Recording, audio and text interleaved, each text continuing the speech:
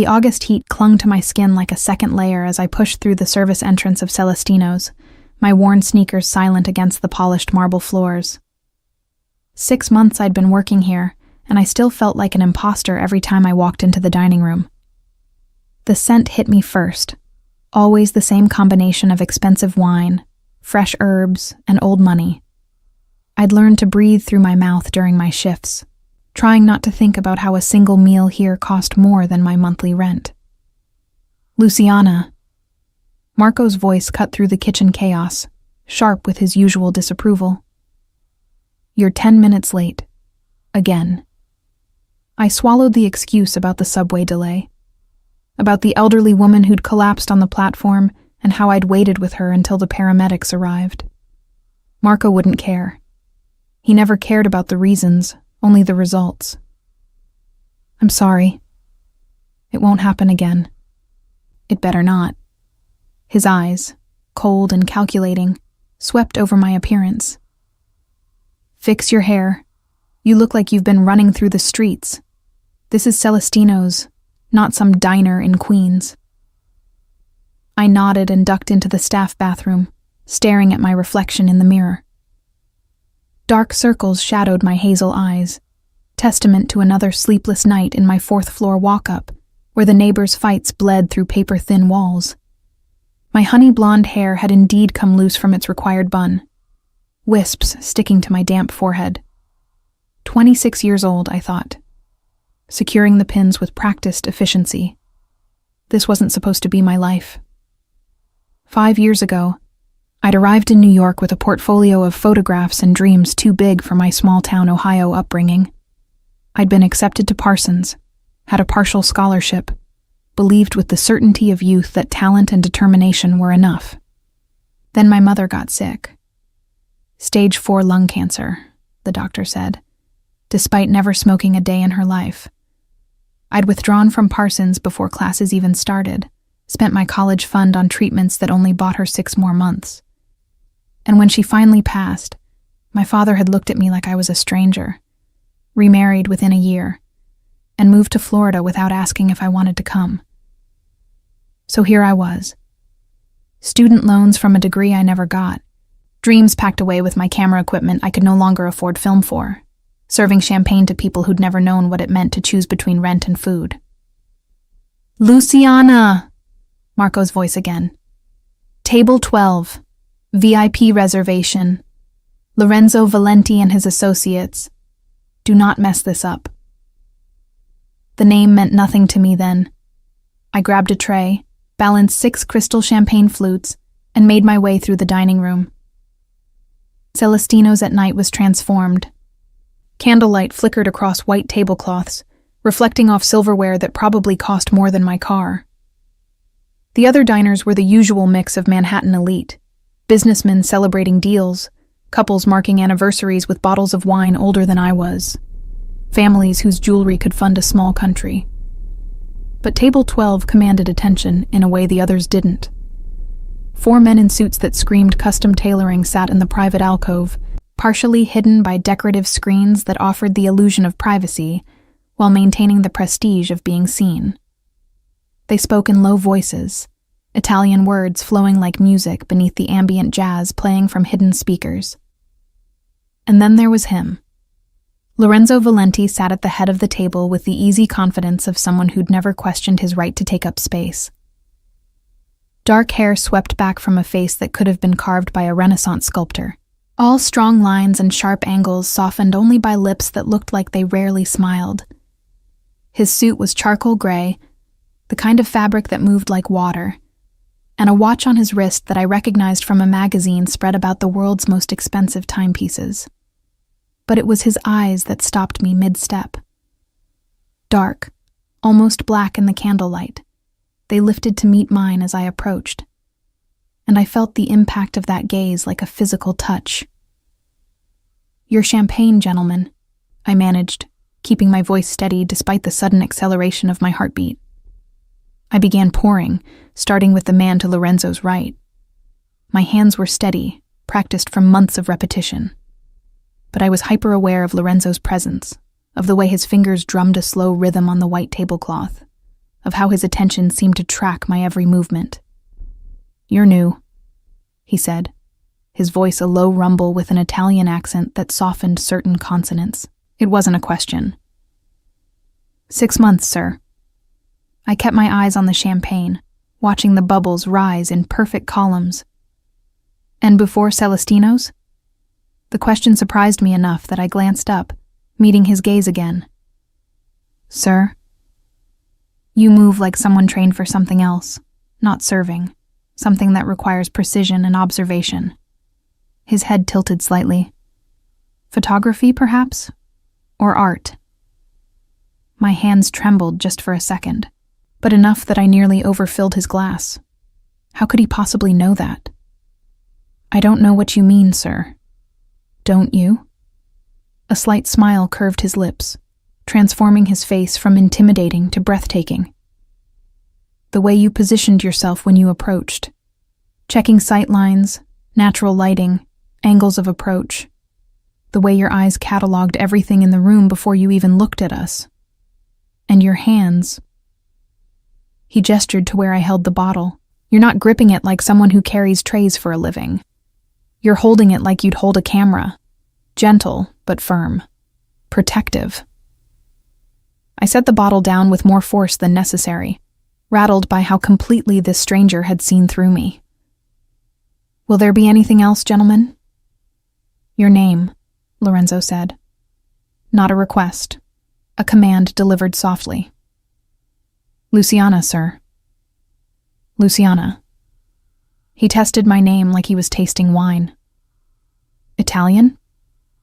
My grandmother sighed. "Bella." "Beautiful." The word hung in the air between us, weighted with meaning I couldn't decipher. "Thank you, Luciana. That will be all."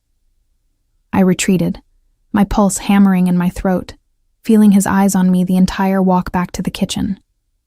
"What did I tell you about engaging with the VIPs?" Marco hissed the moment I was through the doors. He asked me questions. I answered them. "You don't answer. You serve and you disappear. Valenti's not the kind of man whose attention you want, understand?" Something in Marco's voice made me pause. "What do you mean?" "Just stay away from table 12 for the rest of the night. I'll handle their service myself." But I couldn't stop thinking about Lorenzo Valenti as I moved through my other tables. Couldn't stop replaying the conversation, the way he'd seen things about me that I'd thought I'd hidden successfully. And I couldn't shake the feeling that something significant had just shifted, though I didn't understand what or why. The evening progressed with the usual rhythm. Orders placed, meals delivered, wine poured, plates cleared. I fell into the familiar choreography, my body moving on autopilot while my mind wandered. I was thinking about the photographs I used to take, the way I'd chase light across Manhattan, capturing moments of beauty in unexpected places. The elderly couple sharing a hot dog in Central Park, their hands intertwined despite arthritis. The little girl jumping in puddles in Washington Square, pure joy on her face. The homeless man feeding pigeons from his last piece of bread, such gentleness in his weathered hands. Those photographs were packed away in boxes under my bed now, along with my dreams. Some nights I thought about taking them out, submitting them to galleries again. But rejection hurt less when you didn't try. It was nearly 10 when I heard it. The sound was wrong before my brain could process why. A sharp crack that didn't belong in Celestino's refined atmosphere, followed by the distinctive sound of shattering glass.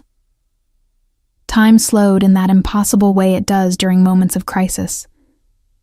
I turned toward table 12, saw the window behind Lorenzo exploding inward, saw him beginning to twist in his seat, saw the red dot of a laser sight tracking across his chest, and I moved.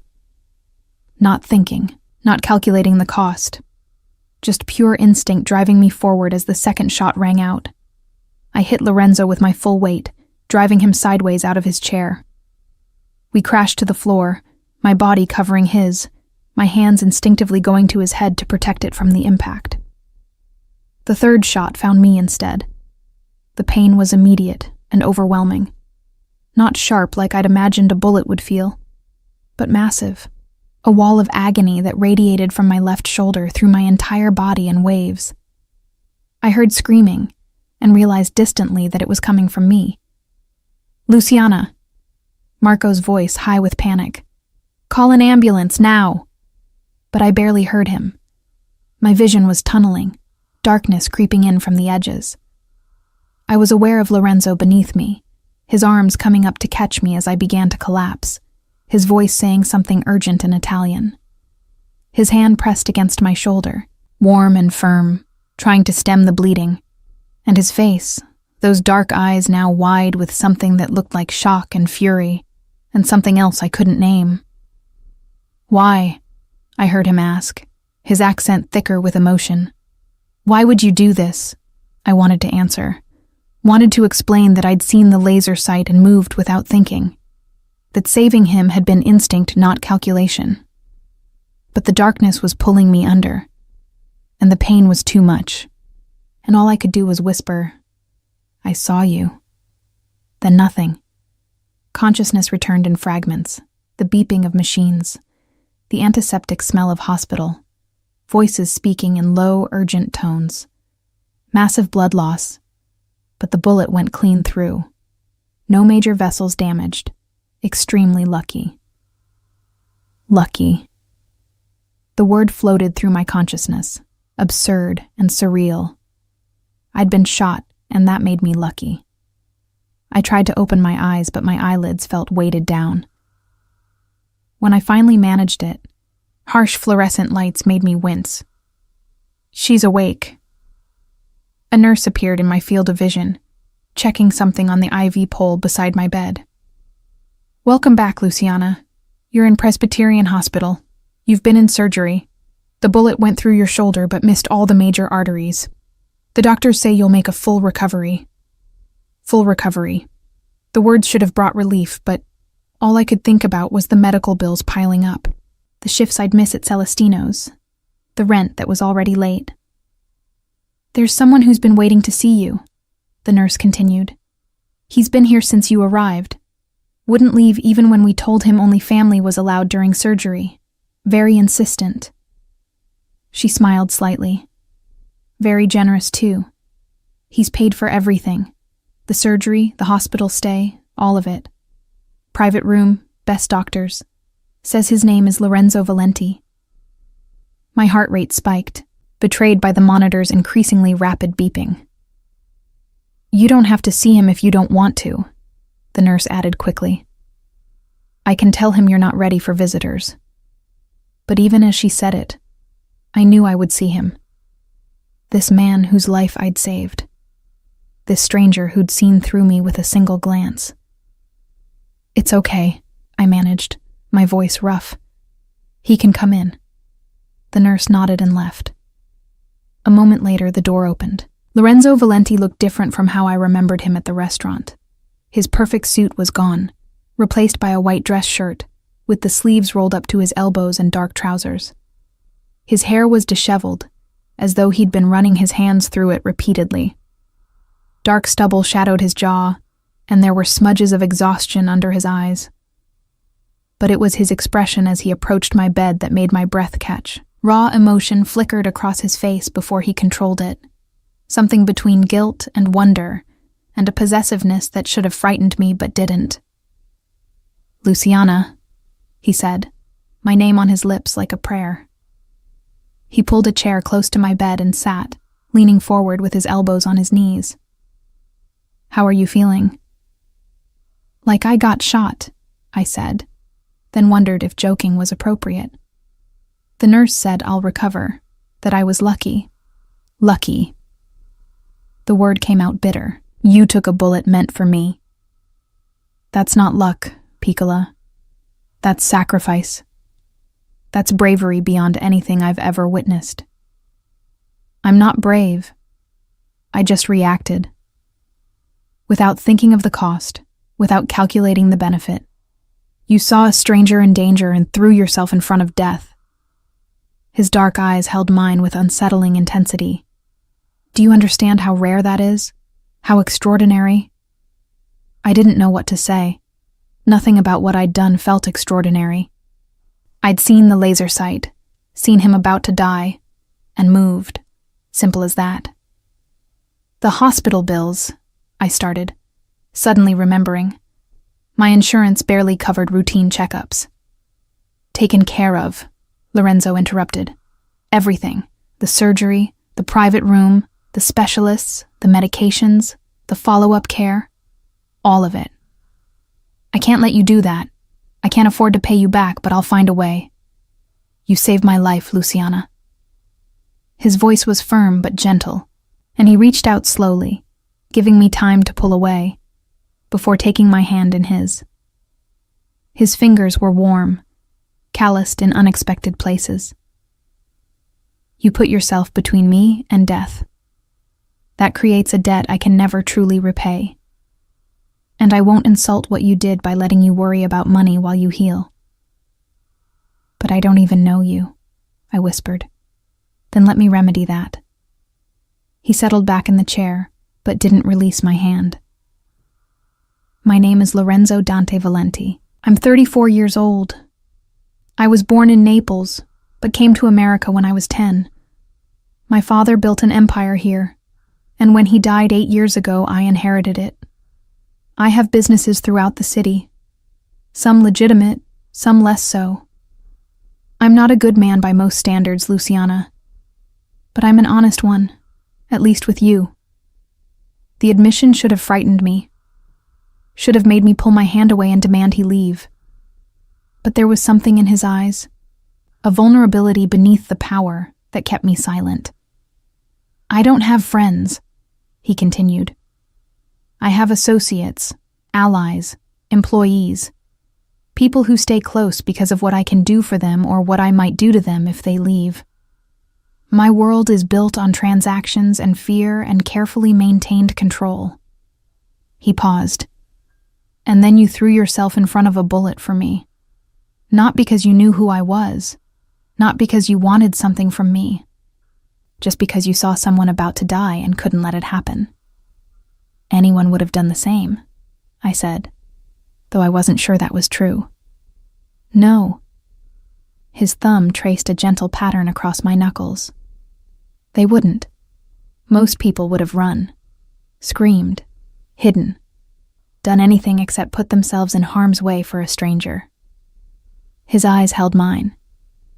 You're extraordinary, Luciana, and now you're mine to protect. Whether you accept that or not, you're under my protection for as long as I draw breath. The possessiveness in his words should have alarmed me, but exhaustion and pain medication were making everything feel distant, dreamlike. Rest now, Lorenzo said softly, releasing my hand and standing. I'll be back tomorrow to check on you. You don't have to. I want to. He moved toward the door, then paused and looked back. The men who tried to kill me, Luciana, they saw you save me. They know your face now, which means you're not safe. Not until I find them and eliminate the threat.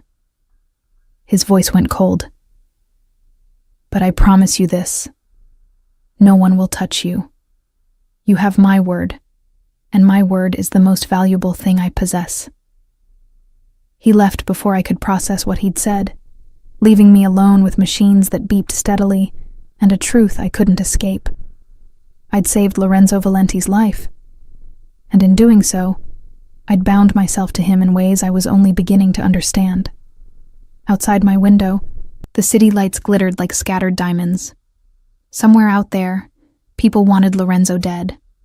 And now, by extension, they wanted me dead too. I should have been terrified. Should have been planning my escape the moment I was well enough to run. But all I could think about was the way Lorenzo had looked at me.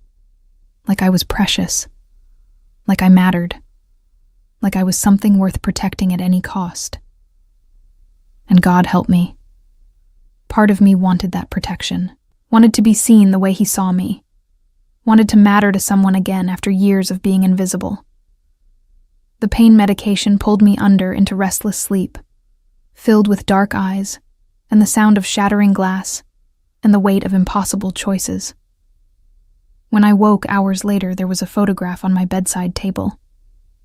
One of mine, I realized with shock. The elderly couple in Central Park. Somehow Lorenzo had gotten into my apartment, found my boxes of photographs, and brought me this. And beneath it, a note in elegant handwriting. You saw me. Now, let me see you. L. I held the photograph against my chest and cried, not from pain or fear, but from something deeper, something that felt dangerously like hope. Lorenzo came every day. Not brief, obligatory visits, but hours spent in the chair beside my hospital bed. Sometimes he worked on his laptop, the soft clicking of keys a strangely comforting rhythm.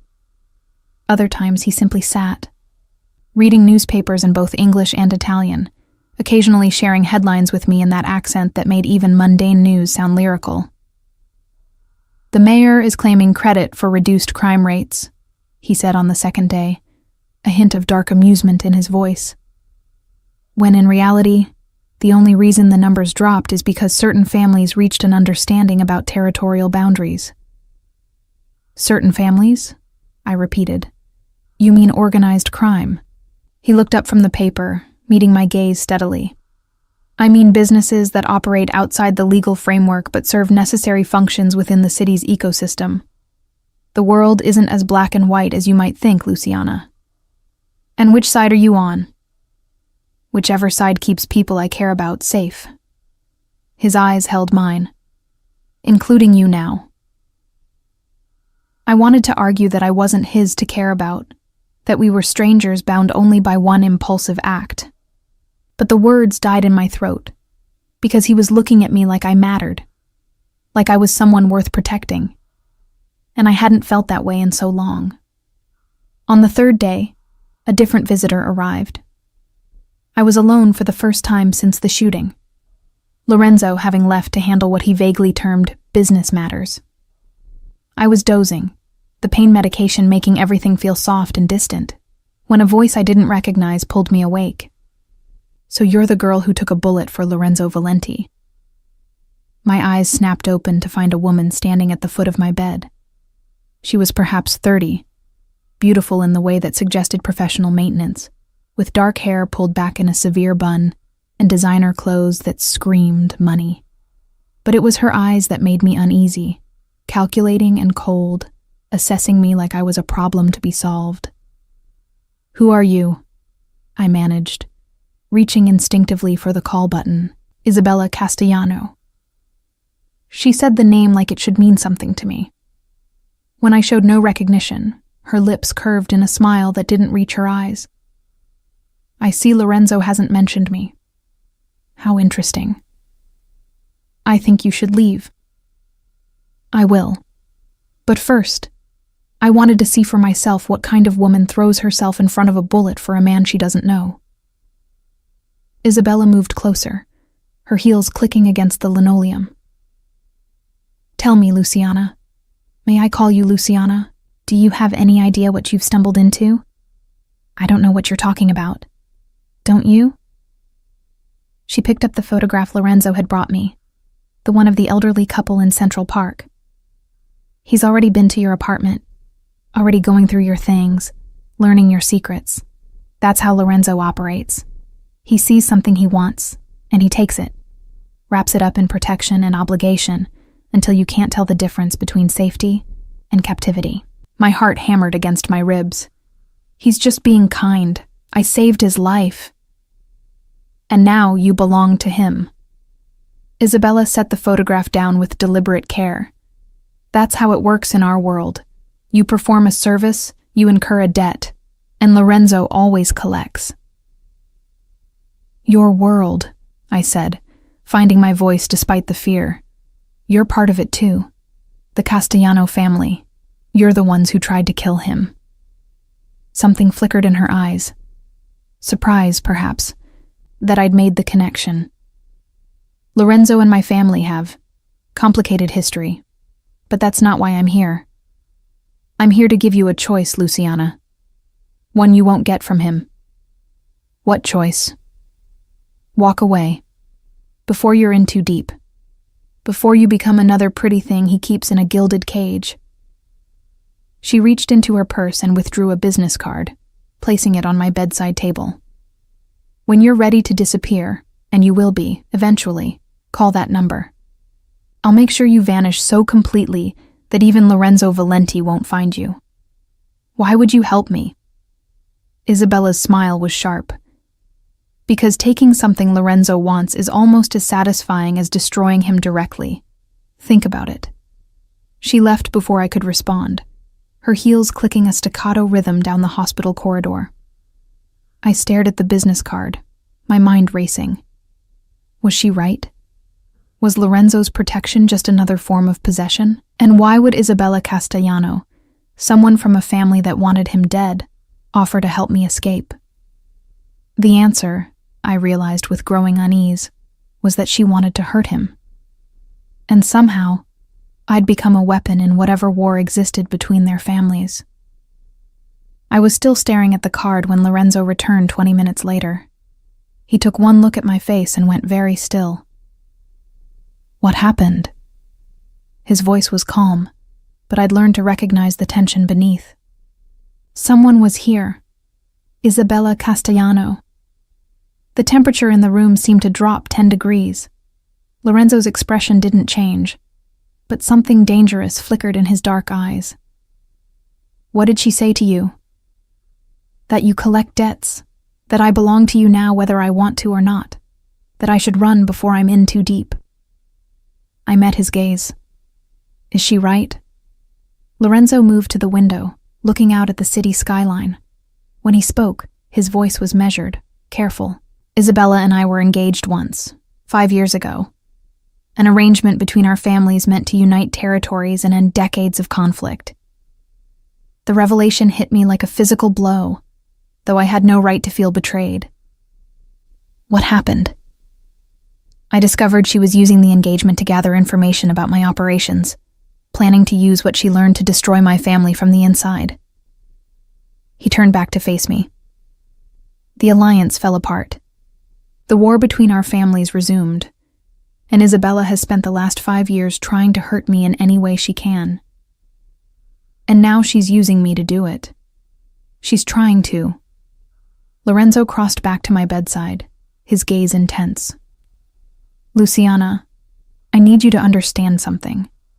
Yes, you saved my life, and yes, that creates an obligation. In my world, debts of blood are sacred.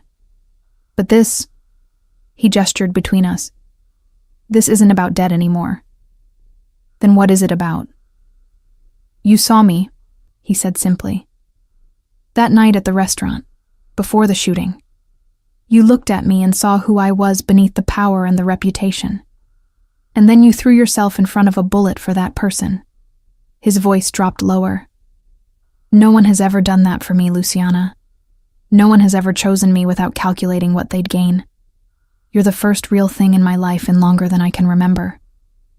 You don't even know me. Don't I?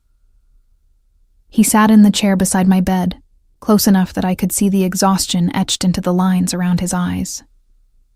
You moved to New York 5 years ago with dreams of being a photographer. Your mother died of lung cancer, and you spent your college fund trying to save her. Your father remarried and left you behind. You work double shifts at Celestino's trying to pay off student loans for a degree you never got. You haven't touched your camera in 3 years because the dream became too painful to hold on to. Tears pricked my eyes. How do you know all that? Because I pay attention. Because from the moment you walked into that dining room, I couldn't look away. He reached out slowly, giving me time to pull back, and gently wiped a tear from my cheek with his thumb. Isabella was right about one thing. I do want to protect you. But it's not about debt or obligation. It's because the thought of anything happening to you makes me want to burn the world down. The intensity in his voice should have frightened me. But instead, I felt something warm unfurl in my chest, dangerous and intoxicating. The men who shot at you, I said, needing to shift to safer ground. Have you found them? Lorenzo's expression hardened. Not yet, but I will. The shooter was a professional, hired through intermediaries. But someone gave him my location that night. Someone who knew I'd be at Celestino's, at that specific table, at that specific time. A traitor. Within my inner circle. The words were bitter. Someone I trust. Someone who's been close to me for years. And until I know who, everyone is suspect. Even the people protecting me? No. His voice was firm. Marco Santini has been with my family since before I was born. His loyalty is absolute, as is his younger brother's, Antonio, who leads my security detail. You're safe with them. But I heard what he didn't say, that beyond those two men, Lorenzo trusted no one completely. Isabella left me a card, I said quietly. Said to call if I wanted to disappear. Lorenzo's jaw tightened, but when he spoke, his voice was controlled. And do you want to disappear? I looked at him, really looked. Saw past the dangerous reputation and the expensive clothes to the man beneath. A man who'd lost his father too young, who'd inherited an empire built on blood and obligation, who lived in a world where everyone wanted something from him, where trust was a luxury he couldn't afford. A man who'd spent hours sitting beside my hospital bed for no reason, except that he wanted to. No, I heard myself say. I don't want to disappear. Something in Lorenzo's expression softened, vulnerability flickering across his face before he controlled it. Then you'll let me protect you? Let me move you somewhere safe while you recover? Your home, I said, remembering his earlier offer. You mentioned a guest wing. Yes, complete privacy, your own space. But with security that Isabella and whoever wants me dead can't penetrate. He paused. I won't lie to you, Luciana. Having you in my home is selfish. I want you where I can see you, where I know you're safe. But the choice is yours. It always will be. The choice is yours. When was the last time someone had given me a real choice? Not just the illusion of one, but genuine agency? Okay, I said. I'll come to your home. But Lorenzo... I waited until he met my eyes. I need you to promise me something. Anything. Don't lie to me. Not about the danger I'm in. Not about who you are or what you do. I'd rather face hard truths than comforting lies. For a long moment, he was silent. Then he extended his hand. I promise. Complete honesty between us, no matter how dark the truth. I took his hand, feeling the calluses on his palm, the strength in his fingers. Then we have a deal. His smile was slow and genuine, transforming his face. We have much more than that, Piccola. We have the beginning of something I never thought I'd find. He didn't say what that something was. He didn't need to. I could feel it too. The dangerous pull between us. The recognition of two broken people who'd found something unexpected in each other. And as Lorenzo sat beside my bed, his hand still holding mine, I realized that Isabella Castellano had been both right and wrong. Right that Lorenzo wanted to protect me, that he'd wrapped that protection around me like chains, but wrong about the captivity. Because for the first time in 5 years, sitting in a hospital bed with a bullet wound in my shoulder, I didn't feel trapped. I felt seen, valued, safe. And that was more dangerous than any threat Isabella could make. The Valenti estate was nothing like I'd imagined. Yes, there was wealth, the kind that whispered rather than shouted. But as Marco Santini helped me from the car 4 days after my discharge, what struck me wasn't the grandeur, but the sense of history weighing down every stone. The main house was built in 1924, Lorenzo explained, appearing at my side with the fluid grace I'd come to recognize. My grandfather purchased it when he first made his fortune. Every Valenti has lived here since. The mansion rose before us, all stone and wrought iron, surrounded by manicured gardens that somehow felt wild, despite their careful tending. Inside, the furnishings mixed old-world elegance with modern comfort. Ancient oil paintings alongside contemporary art, antique furniture positioned near sleek technology. "Your wing is this way," Lorenzo said, his hand at the small of my back, protective without being controlling. He led me through corridors that smelled of lemon polish and old books, finally stopping at a set of double doors. Inside was a suite larger than my entire apartment.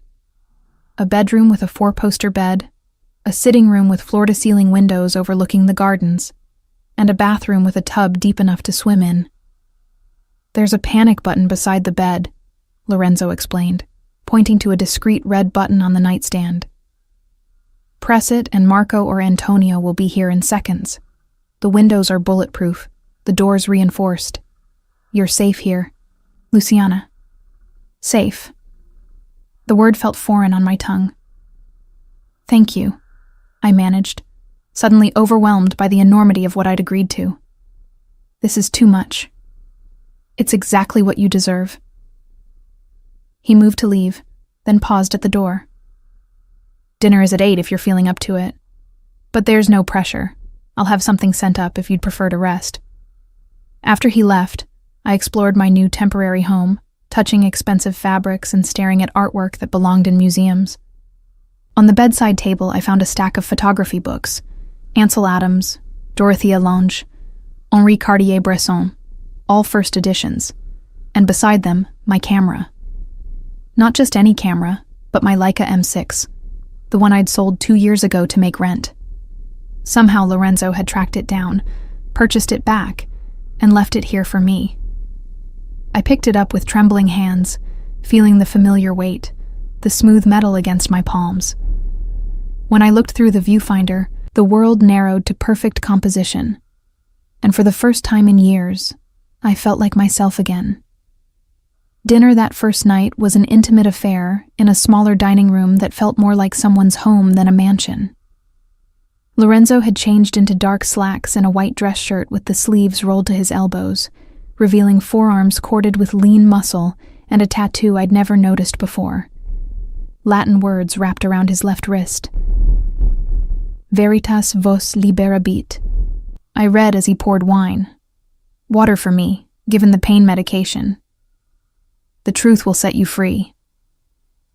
"My father had the same tattoo," Lorenzo said, settling into the chair across from me. "He believed that lies, even comfortable ones, were a form of captivity. That only truth offered real freedom. Ironic, given his business required so much deception." "Is it?" Lorenzo's lips curved slightly. "My father was honest about what he was. He never pretended to be legitimate, never hid behind false righteousness. In a world of liars, his honesty was revolutionary."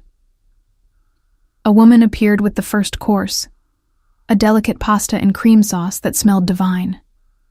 She was perhaps 60, with kind eyes and gray hair pulled back in a simple bun. "Luciana, this is Rosa," Lorenzo introduced. "She's been with the family since I was a child, the best cook in New York." Rosa blushed at the praise. "Mr. Lorenzo exaggerates, but welcome, Miss Luciana. It's good to have someone young in this house again. Too much testosterone. All these serious men with their serious business." She patted Lorenzo's shoulder affectionately. This one especially, too serious for his own good. I watched the exchange, fascinated by this glimpse of Lorenzo in his natural environment. Here, he wasn't the intimidating figure from the restaurant or the intense protector from the hospital. He was just a man who clearly loved his cook-like family. "Rosa practically raised me," Lorenzo explained after she'd left. "My mother died when I was young. Cancer, like yours. Rosa stepped in, made sure I ate, forced me to do homework, threatened to box my ears when I got too arrogant. I'm sorry about your mother. It was a long time ago. I barely remember her now." But something in his eyes suggested that wasn't entirely true. "Tell me about yours. What was she like?" And somehow, over pasta and candlelight, I found myself talking about my mother in a way I hadn't in years. About her laugh that could fill a room.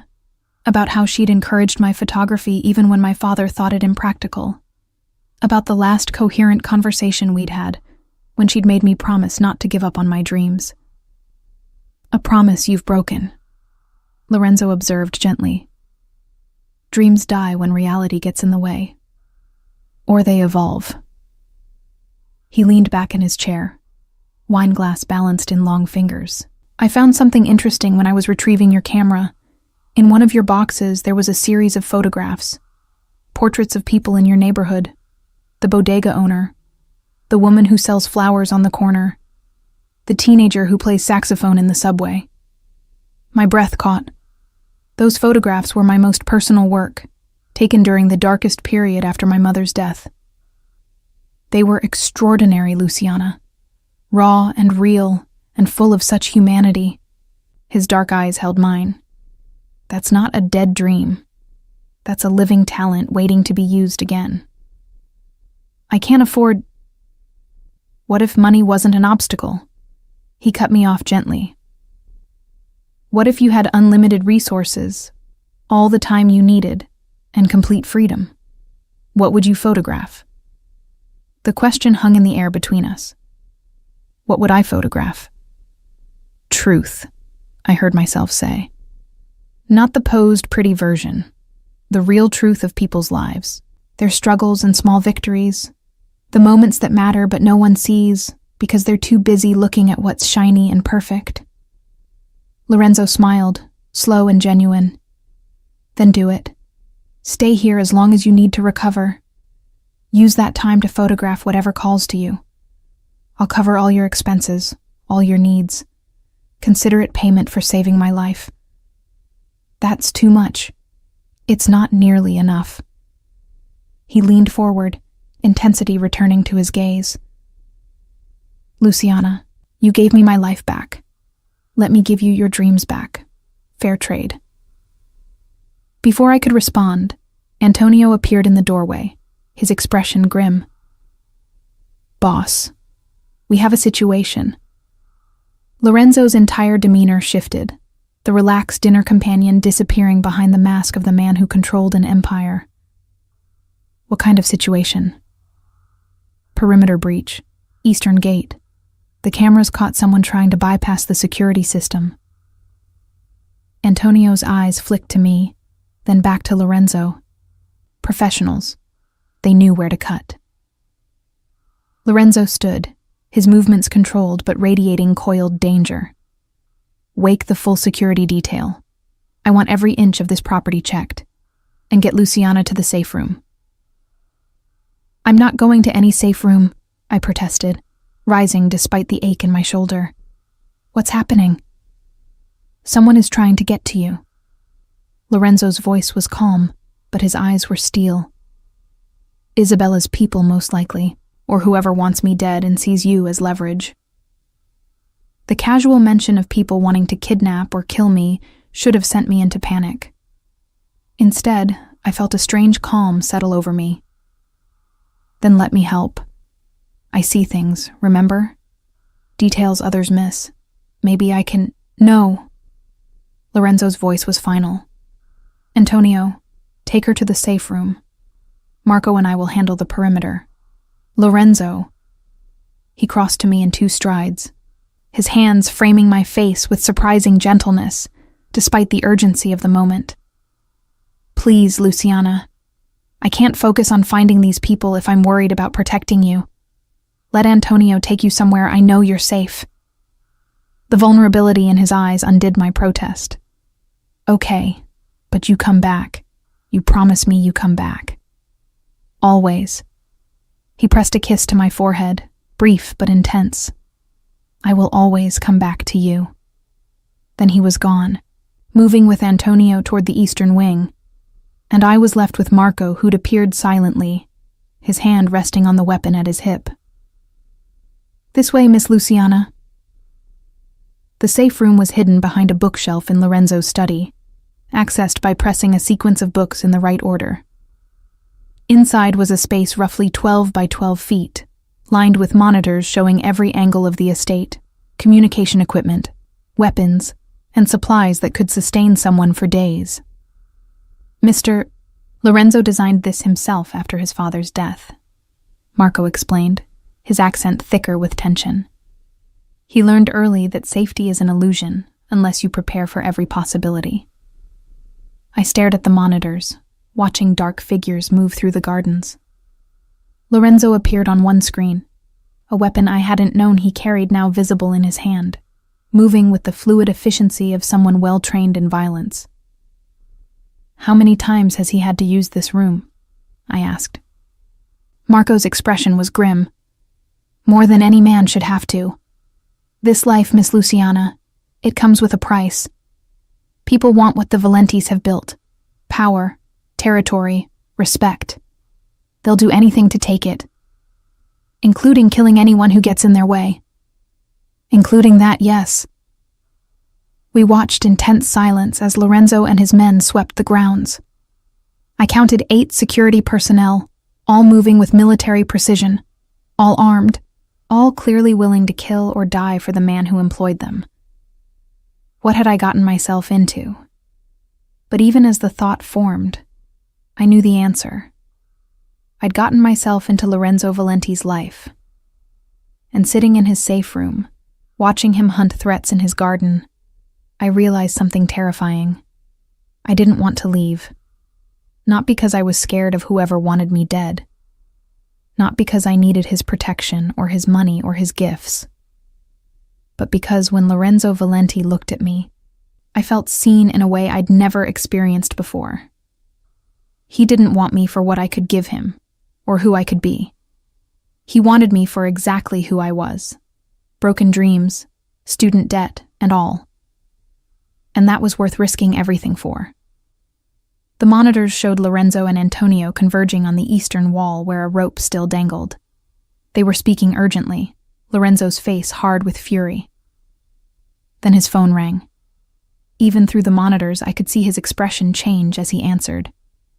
Could see the shock, then rage, then something that looked like grief flash across his features.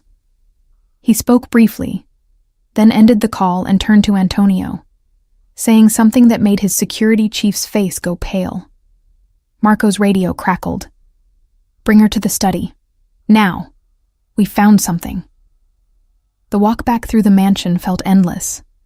Lorenzo was waiting in his study, his white shirt now smudged with dirt, his carefully controlled mask cracked just enough that I could see the rage simmering beneath. What happened? I asked. They didn't come to take you. His voice was flat, emotionless in a way that was more terrifying than anger. They came to leave a message. He handed me a photograph and my blood turned to ice. It was me, asleep in my hospital bed. The angle suggested it had been taken from inside the room, not through the window. Someone had been standing right beside me while I slept, vulnerable and unaware. But it was the message scrawled across the bottom that made my knees weak. She dies next, unless you give us what we want. I see. Isabella Castellano. This changes things, Lorenzo said quietly, taking the photograph back. I thought they wanted to use you as leverage, but this, he gestured to the image, this is a death threat, direct and unambiguous. What do they want from you? Lorenzo was quiet for a long moment. When he finally spoke, his voice carried the weight of secrets long held. There's something Isabella believes I have. Evidence of her family's crimes that could destroy them completely. She thinks my father gave it to me before he died. He met my eyes. The problem is, I don't have it. Never did. But she won't believe that. Then what do? We find out who actually has what she wants. We end this. His jaw tightened. But first, I need to tell you something. About your mother.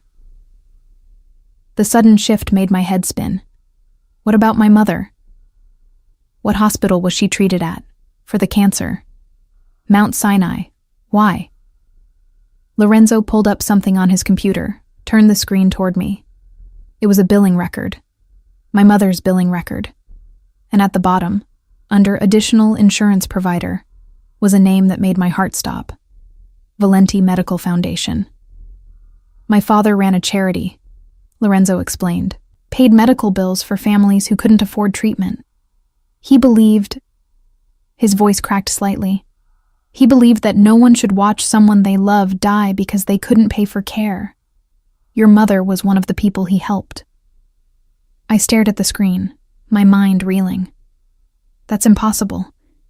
We never applied for any charity. The bills were covered by some anonymous donor. My father. Lorenzo's dark eyes held mine. He had people who identified families in need. Your mother's case was flagged. He paid for her treatment, Luciana. 6 months of care, experimental treatments, everything. He gave your mother 6 more months of life. Tears streamed down my face. Why are you telling me this? Because our connection goes deeper than one bullet, deeper than coincidence. He moved closer, his voice rough with emotion. My father saved your mother, and years later, without knowing it, you saved his son. Some might call that fate. I call it impossible, I whispered. I call it destiny. His hands framed my face, thumbs wiping away my tears. You were meant to be in my life, Luciana. Everything that brought you to that restaurant, to that moment, it all led here. To us. He kissed me then, and it wasn't gentle. It was desperate and claiming and full of all the words we hadn't said. I kissed him back with equal fervor, my good hand fisting in his shirt, pulling him closer despite my injured shoulder, despite every logical reason this was a terrible idea. When we finally broke apart, both breathing hard, Lorenzo rested his forehead against mine. Stay with me, he breathed. Not because you're afraid, not because you need protection. Stay because you want this, want us. I shouldn't want this, I whispered. You're dangerous. Your world is dangerous. I should run as far and fast as I can. But you won't. No. I met his dark eyes, saw my own desire reflected back. I won't. His smile was beautiful and terrible. Then you're mine, Piccola, and I'll burn down anyone who tries to take you from me. Outside, sirens wailed in the distance. Isabella's people had been caught, would be dealt with in ways I probably didn't want to know about.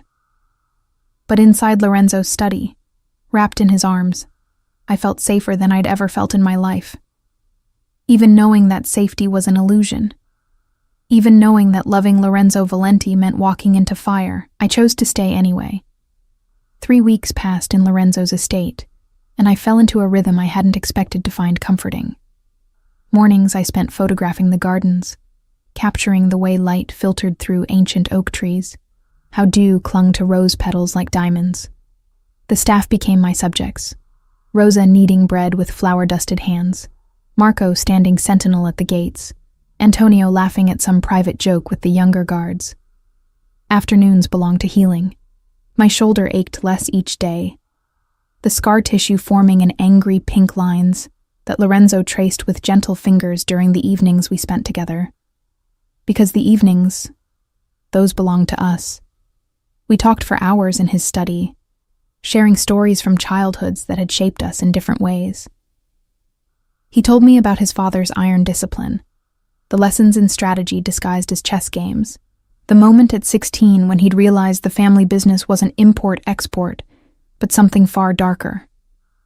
Did you ever think about leaving? I asked one night, curled in the leather chair across from his desk while he worked through paperwork. Every day, he admitted, signing something with a flourish. But legacy isn't something you abandon. It's woven into who you are. My father built this empire from nothing. Walking away would dishonor his memory, even if staying means living with constant danger. Lorenzo looked up, his dark eyes finding mine. The danger doesn't bother me anymore. I've made peace with the fact that someone might kill me tomorrow. He paused. What terrifies me now is that they might hurt you to get to me." The vulnerability in his voice made my chest tight. "I'm not going anywhere." "You say that now. But Luciana, this life—" He gestured vaguely, encompassing the mansion, the guards, the whole dangerous world he inhabited. "It takes pieces of you, slowly at first, then all at once. I don't want you to wake up one day and realize you've lost yourself trying to survive in my shadow." I stood and crossed to him, ignoring the twinge in my shoulder. "Then keep me in the light. Keep seeing me the way you did that first night. Don't let me disappear." He pulled me into his lap, careful of my injury, and kissed me with a tenderness that made tears prick my eyes. "Impossible. You're all I see anymore." But even as I melted into his embrace, I couldn't shake the feeling that something was coming. Some shift in the fragile peace we'd built. The shift came 3 days later, in the form of a phone call that changed everything.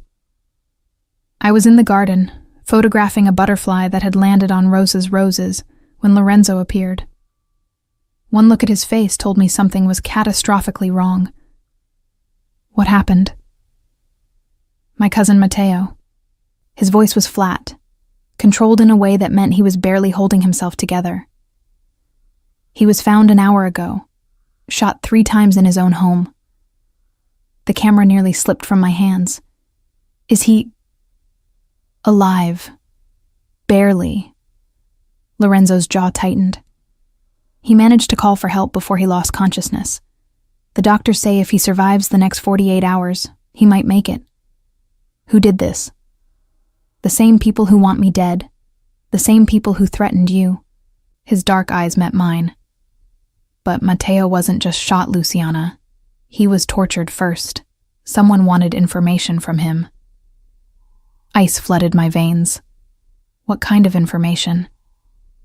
"About the Valenti family's operations, bank accounts, business partners, territorial agreements." Lorenzo ran a hand through his hair, the first time I'd seen him truly rattled. Whoever did this was looking for something specific, and they thought Matteo had it. "The evidence Isabella wants?" "Maybe, or maybe." He stopped, his expression darkening. "Maybe they thought Matteo was the traitor, the one who gave up my location at Celestino's." The implication hung heavy between us. If someone thought Matteo had betrayed Lorenzo, they'd tried to extract a confession through torture. "You don't think he did it?" I said, reading Lorenzo's face. "Matteo is family. Blood. We grew up together, learned the business together.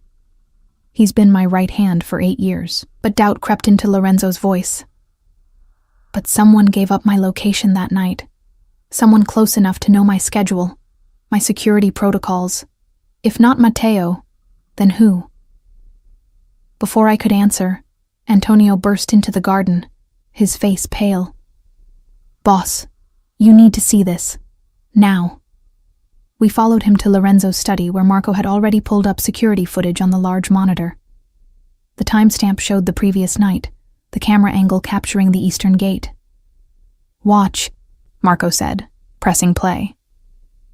A figure approached the gate, too far away to identify clearly. But they didn't try to breach the security.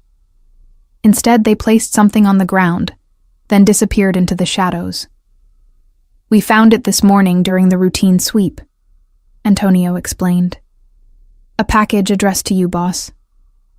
Lorenzo's expression was unreadable. "What was in it?" Marco exchanged a glance with Antonio, then opened a folder on the desk. Inside were photographs. Dozens of them. All of me.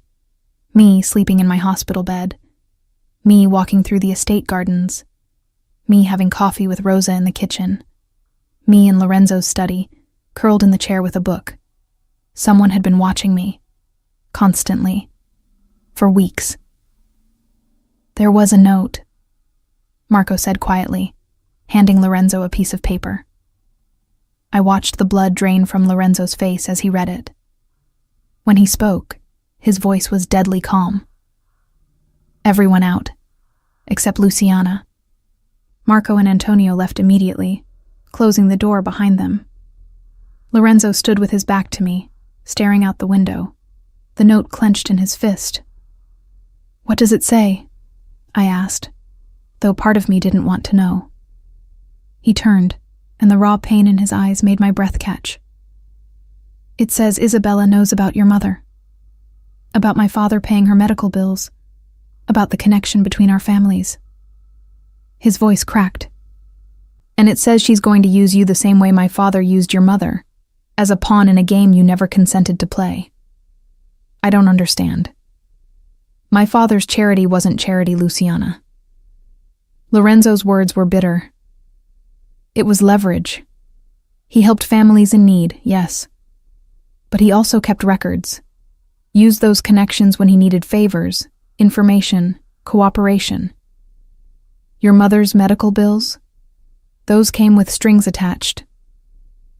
The floor seemed to tilt beneath me. "What kind of strings?" "Your father worked as an accountant for a company my father wanted information about. He gave up that information in exchange for your mother's care." Lorenzo met my eyes. "I'm sorry, Luciana. I'm so fucking sorry. My father saved your mother's life, but he did it to control your father. And now Isabella wants to use that same pattern against me. She wants to control you to control me." I sank into a chair, my mind reeling. Everything I'd believed about my mother's treatment, the mysterious donor who'd paid for everything, it had all been manipulation. My father's strange distance after her death suddenly made horrible sense. He'd been ashamed, compromised. "Why didn't you tell me?" I whispered. "Because I was afraid of this, of you looking at me the way you are now." Lorenzo's voice broke. "Like I'm exactly what everyone says I am. Like I'm my father's son, using people's pain as leverage. Are you?" The question hung between us, sharp and cutting. Lorenzo crossed to me, dropping to his knees so we were eye level. "I don't want to be. God, Luciana, I don't want to be anything like him. But I'm terrified that it's inevitable. That this life, this legacy, it corrupts everything it touches." His hands found mine, gripping tight, including you. Tears streamed down my face.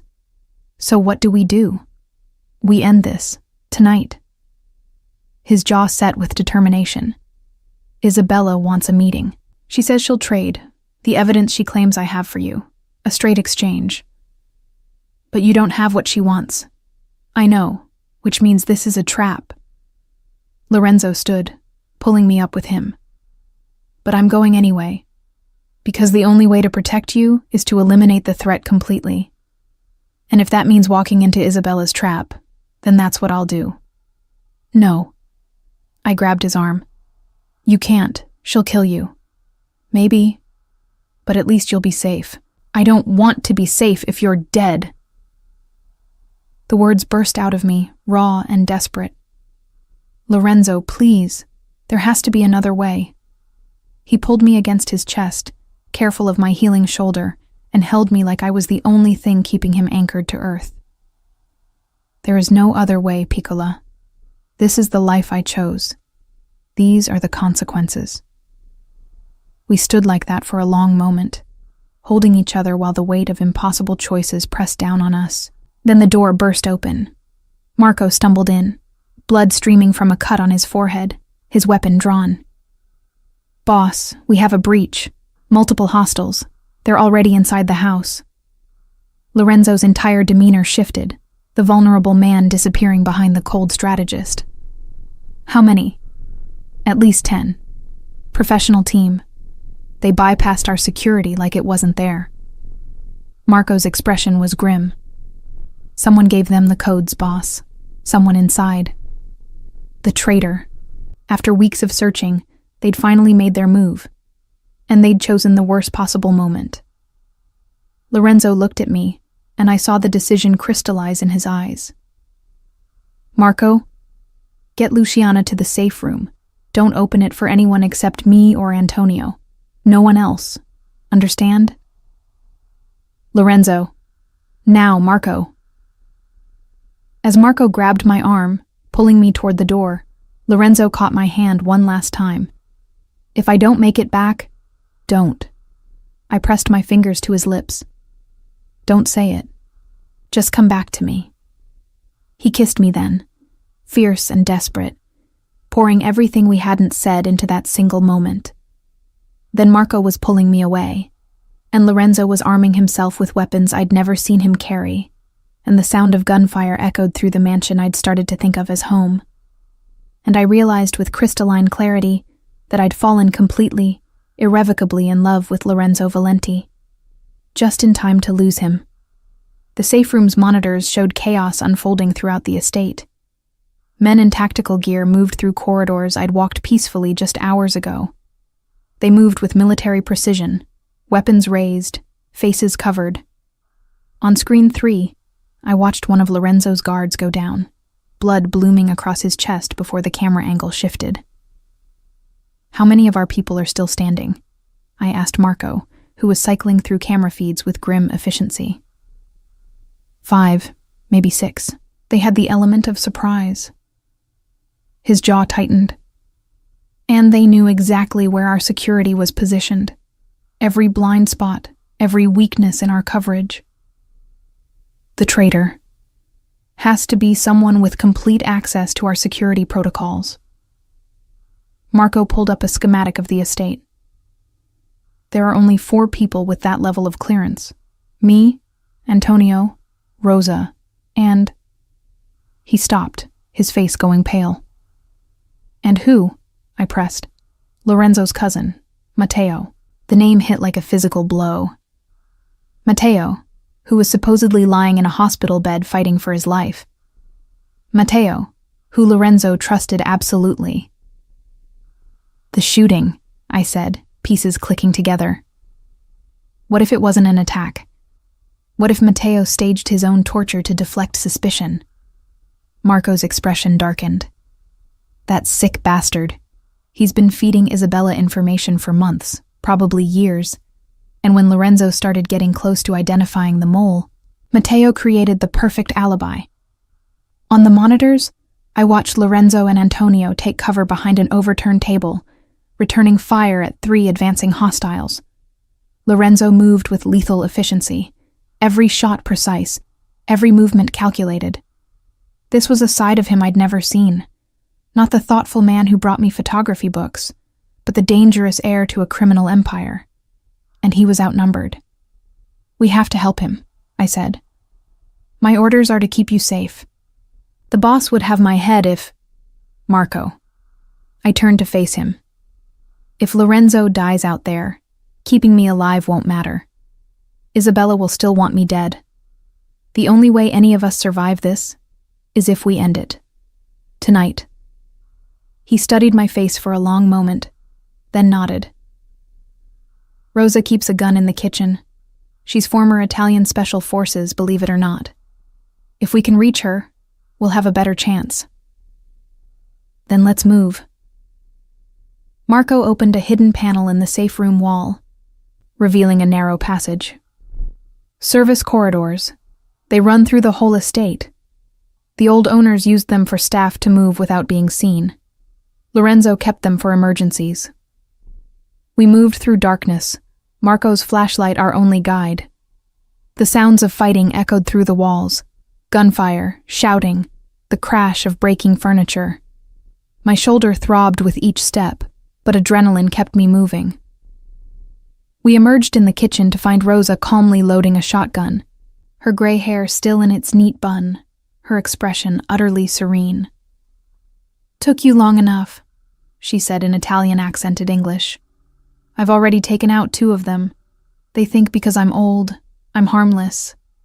Her smile was sharp. "Idiots." "We need to get to Lorenzo," Marco said. "East Wing, last I saw on the security feed I keep in my quarters." Rosa handed me a smaller pistol. "You know how to use this?" "Point and shoot, right?" She actually laughed. "Close enough. Try not to shoot Marco or me." We moved as a unit through the mansion, Rosa leading with the confidence of someone who'd fought in wars I'd only read about. Twice we encountered hostiles. Twice Rosa dropped them with ruthless efficiency before they even registered we were there. "You're terrifying," I told her as we stepped over an unconscious man. "I'm practical. There's a difference." She paused at a corner, peering around. "Clear. Move." We found Lorenzo and Antonio pinned down in the library, surrounded by 5 armed men advancing from different angles. Through the doorway, I could see Lorenzo's face, determined, focused, but bleeding from a cut above his eye. "Rosa, can you get a clean shot from here?" Marco whispered. 3 of them, yes. The other 2 have cover. Then we even the odds. Marco looked at me. "Luciana, I need you to create a distraction. Draw their attention for 5 seconds. Can you do that?" My heart hammered. "How?" "Scream, loud as you can. Make them think you're hurt." I took a breath, thinking about every acting class I'd taken in college, every moment of fear I'd experienced. Then I let out a blood-curdling scream that echoed through the mansion. The effect was immediate. All 5 hostiles turned toward the sound, their weapons swinging in our direction. Rosa's shotgun boomed 3 times in rapid succession. 3 men dropped. Lorenzo and Antonio used the distraction to take out the remaining 2. Silence fell, broken only by heavy breathing and the ringing in my ears from the gunfire. Lorenzo appeared in the doorway, his dark eyes finding me immediately. Relief and fury warred on his face. "What the hell are you doing out of the safe room?"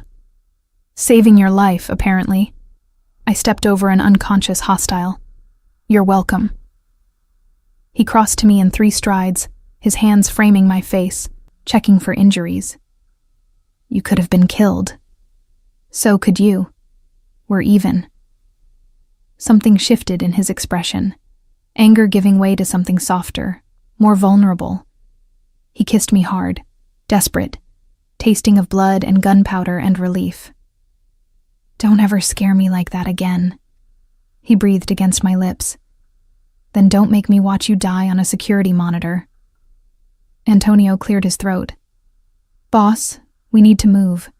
There could be more of them." "How many did we neutralize?" Lorenzo asked, his arm coming around my waist, protective even now. 11 total.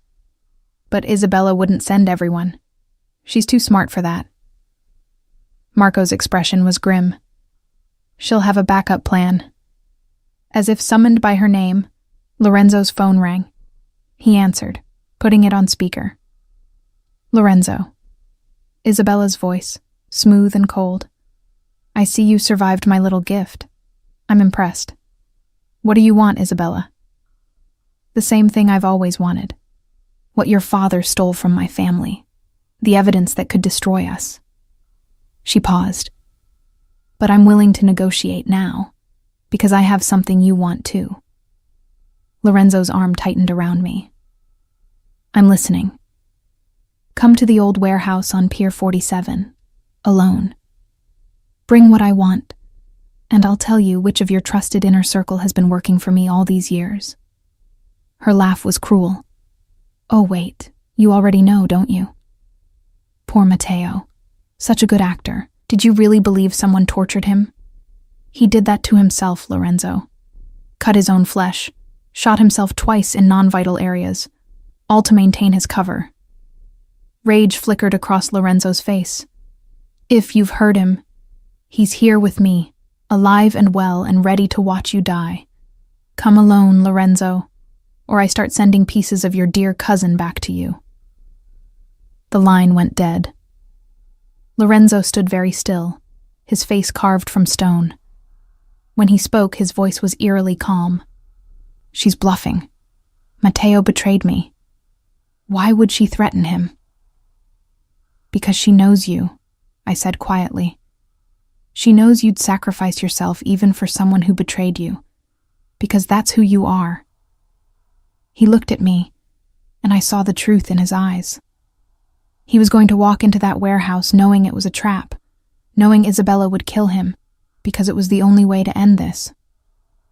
"No," I said firmly. "You're not doing this alone." "Luciana, I saved your life once already tonight. I'm not stopping now." I met his dark eyes steadily. "We end this together, or not at all."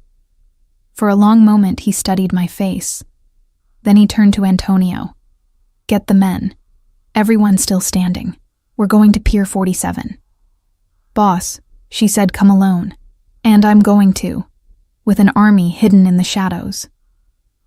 Lorenzo's smile was cold. "Isabella wants to play games? Let's show her what happens when you threaten a Valenti." He looked at me, his expression softening. "But you stay here, with Rosa and Marco. Please, Luciana. This is the one thing I'm asking you not to argue about. Lorenzo, please." His voice broke on the word. "I can't focus on ending this if I'm terrified of losing you. Let me do what I need to do. Then I'll come back to you. I promise." I wanted to argue, wanted to insist on standing beside him. But I saw the fear beneath his determination, the way his hands trembled slightly as they held mine. "Okay," I whispered. "But if you're not back in 2 hours, I'm coming after you." He kissed me again, soft and lingering, like he was memorizing the taste of me. 2 hours. I'll be back in 1. Then he was gone, taking Antonio and the remaining security team with him, leaving me in Rosa's capable hands while he walked into almost certain death. And all I could do was wait, and pray that the man I loved would keep his promise to return. I lasted 45 minutes before breaking my promise. Rosa was cleaning her shotgun at the kitchen table, Marco pacing by the windows, when I stood abruptly. I can't just sit here waiting to find out if he's alive or dead. "Miss Luciana," Marco started. "No." I grabbed my camera from where I'd left it on the counter. "Lorenzo is walking into a trap. Isabella expects him alone or with obvious backup. She won't expect someone with a camera who can document everything from a distance." Rosa looked up, her weathered face thoughtful. "The girl has a point. What good are we here if the boss dies at Pier 47? Marco's jaw tightened. "He'll have my head if anything happens to her." "Then make sure nothing happens to me." I met his eyes. "Please, Marco. I need to do this. I need to be there." He studied me for a long moment, then nodded. "Rosa, you're with us. We stay in the shadows. We document everything, and at the first sign of real danger, we get Miss Luciana out. Agreed?" "Agreed." We took an unmarked car from the garage, Marco driving like he was auditioning for a racing team. The city blurred past, Manhattan giving way to the industrial waterfront where Pier 47 sat like a rotting corpse against the East River. The warehouse was exactly what I expected from a location chosen for murder. Crumbling brick, broken windows, darkness punctuated only by streetlights that flickered unreliably. "Lorenzo's team will be positioned around the perimeter," Marco explained as we parked 3 blocks away. "We go in through the south entrance, stay high and hidden. Your camera has zoom?" "Professional grade. I can shoot from anywhere." We moved through shadows, Rosa covering our backs with the ease of someone who'd done this 1,000 times before. The warehouse had a catwalk 20 feet up that ran the length of the building. Perfect vantage point. From there, I could see everything. Lorenzo stood in the center of the warehouse floor, alone as promised, hands visible and empty. Around him, positioned in the rafters and behind crates, I counted at least a dozen of his men. Hidden, but there. And across from Lorenzo, Isabella Castellano stood with 10 armed guards, her dark hair pulled back severely, her expression triumphant. And beside her, Matteo. But something was wrong. Matteo's hands were bound, his face battered and bruised in ways that looked fresh, real, not self-inflicted. "Isabella," Lorenzo's voice echoed through the warehouse. "I'm here, as requested, alone." "Hardly." Isabella gestured to the shadows.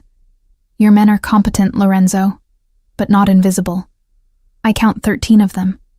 Would you like me to point out their positions? Lorenzo's expression didn't change. Then we both know this isn't a fair negotiation. What do you really want, Isabella? I told you. The evidence your father had. The documents that prove my family's involvement in... She paused, smiling cruelly. Well, let's just say activities that would interest federal prosecutors. I don't have them. I never did. Liar. Isabella's hand moved in a sharp gesture, and one of her men struck Matteo across the face. Your cousin was very forthcoming before you arrived. He confirmed your father gave you everything before he died. Every secret, every piece of leverage, including what I need.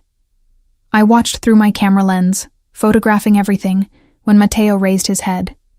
Even from this distance, I could see the desperation in his eyes as he looked at Lorenzo. She's insane, Lorenzo, Matteo croaked.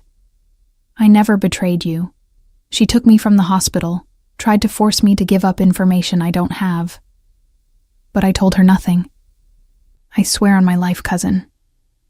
I told her nothing.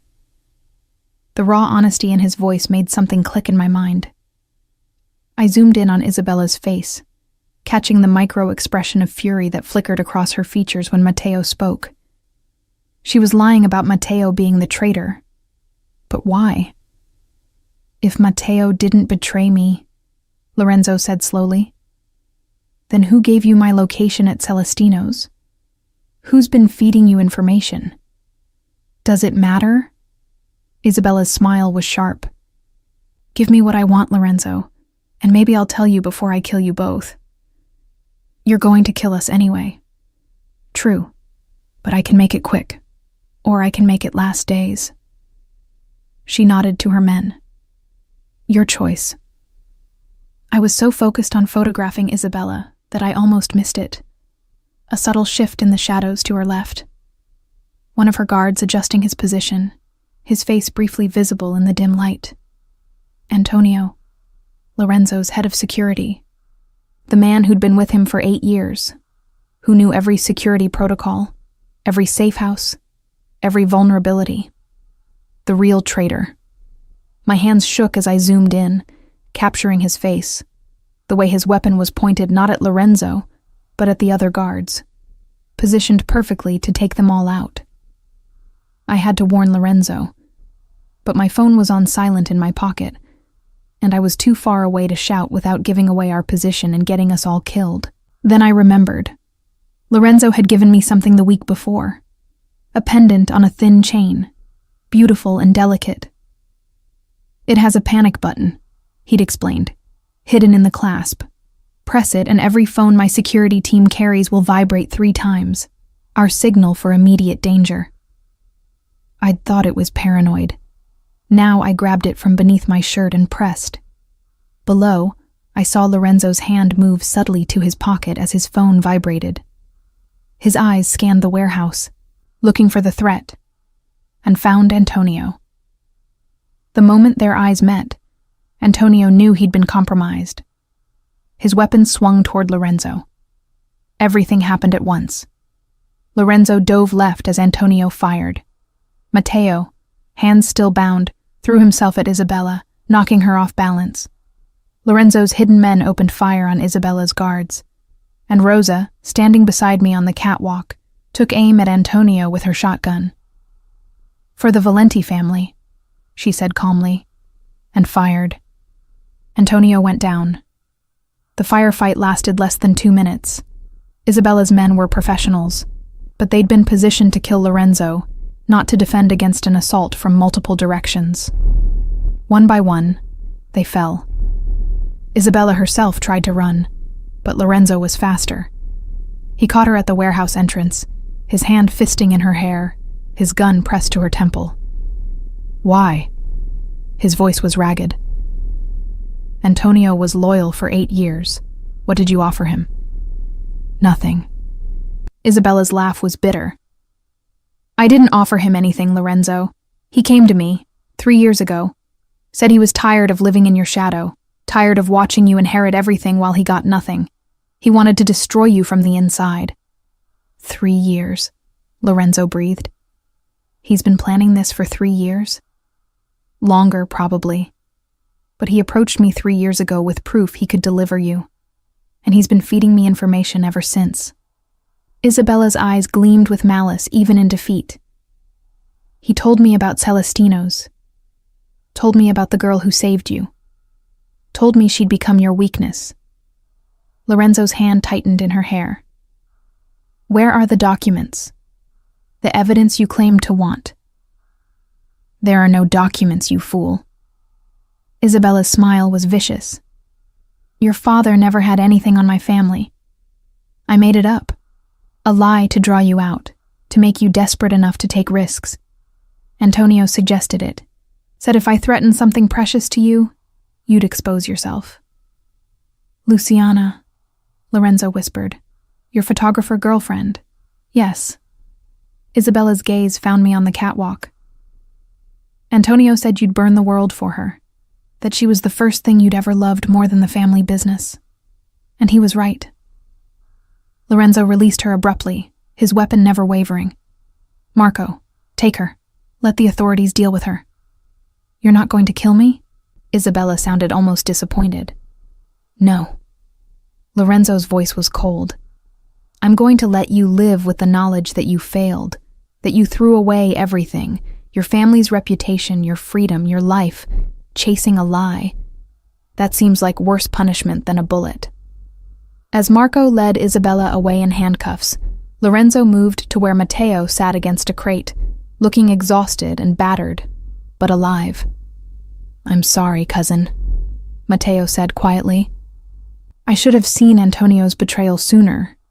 Should have protected you better. You nearly died keeping my secrets. Lorenzo pulled him into a fierce embrace. You have nothing to apologize for. I climbed down from the catwalk, Rosa beside me, my camera full of evidence that would put Isabella away for life. Lorenzo saw me, and something in his expression cracked. Relief and love and residual fear all mixed together. He crossed to me in long strides and pulled me against his chest, holding me like he'd never let go. You pressed the panic button, he said into my hair. You saved us. Again. I saw Antonio, saw him positioning to take out your men. I pulled back enough to look at his face. I couldn't let him kill you. You weren't supposed to be here at all. I know. I'm terrible at following orders. I traced the cut above his eye gently. Get used to it. His laugh was shaky, exhausted. I love you, Luciana. I should have said it before. Should have told you the moment I realized it. I love you more than I've ever loved anything or anyone. Tears streamed down my face. I love you too, even though you're dangerous and complicated and your life is insane. Especially because of that? Maybe. I smiled through tears. Take me home, Lorenzo. Our home. 6 months later, I stood in a gallery in Chelsea, surrounded by my photographs. The exhibition was titled Truth and Shadows, a collection documenting the hidden world I'd discovered through Lorenzo. Not the violence or the crime, but the people. Rosa kneading bread. Marco standing guard as the sun rose. Lorenzo himself, caught in a moment of vulnerability, staring out his office window with an expression of profound loneliness I'd captured weeks before we'd fallen in love.